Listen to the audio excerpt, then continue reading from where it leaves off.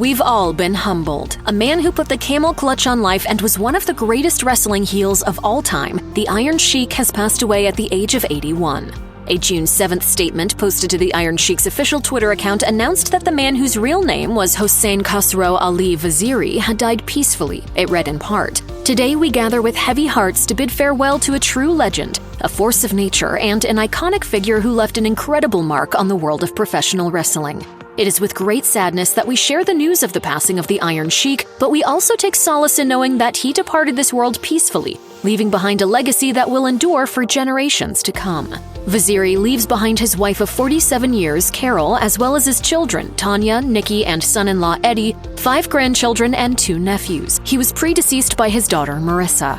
The Iron Sheik entered the pro wrestling industry in the early 1970s after emigrating from Iran, training under Vern Gagne. He then made his WWF debut in 1979, winning the first Battle Royal to take place at Madison Square Garden. Sheik left the WWF in 1980 but eventually returned in 1983. That December, he dethroned Bob Backlund to capture his only WWF World Heavyweight Championship. After only a month as champion, Sheik lost the title to Hulk Hogan in a moment that kick-started Hulkamania. Later in the summer of 1984, Sheik feuded with Sergeant Slaughter, which resulted in a bloody boot camp match that Slaughter ultimately won. Sheik challenged Hogan for the world title again throughout the rest of that year, but his attempts were unsuccessful. In 1985, Sheik formed a successful tag team with Nikolai Volkov. At the very first WrestleMania on March 31, 1985, Sheik and Volkov defeated Barry Windham and Mike Rotunda to capture their first WWF Tag Team Championship.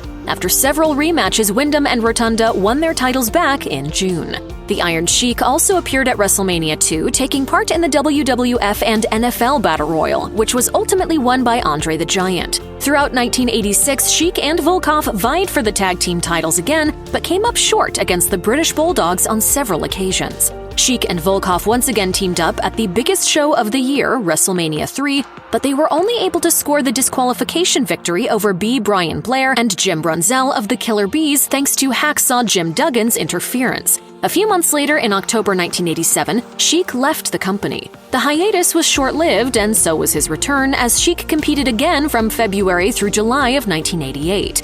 Over the next few years, Sheik made appearances in WCCW, AWA, and WWC before landing in WCW, where he feuded with the likes of Sting and the Steiner brothers. By 1991, Sheik had returned to WWF under the name Colonel Mustafa. That March saw Colonel Mustafa align with his former rival Sergeant Slaughter, who had turned on the U.S. to support Iraq in the Gulf War. After racking up singles wins for a majority of the year, Mustafa, Slaughter, and General Adnan teamed up to take on the formidable duo of Hulk Hogan and Ultimate Warrior in the main event of SummerSlam 1991. With Sid Justice as the special guest referee, the Triangle of Terror ultimately came up short. In 1992, Mustafa took part in the 5th ever Royal Rumble match, which was for the vacant world title. Just a few months later, the Sheik departed WWF once again. He would return for another one-off nearly a decade later for the Gimmick Battle Royal at WrestleMania 17, which he won. Sheik was inducted into the WWE Hall of Fame in 2005 during WrestleMania 21 weekend. He made cameo appearances on WWE programming in the following years, and his last match took place on the independent scene in 2007. In recent decades, the Iron Sheik made several film and television appearances outside of the ring. Those appearances included The Tale of the Three Mohammeds, Operation Belvis Bash, Kenny vs. Spenny, Brown and Friendly, Robot Chicken, and The Eric Andre Show. I break your back, I make you humble. For the newer generation of fans, the Iron Sheik may be remembered for his profanity-filled shoot interviews or capitalized tweets bashing wrestlers like Hulk Hogan or even celebrities like Justin Bieber. The tweets were written in his unique voice, but were reportedly penned by his managers, not the man himself.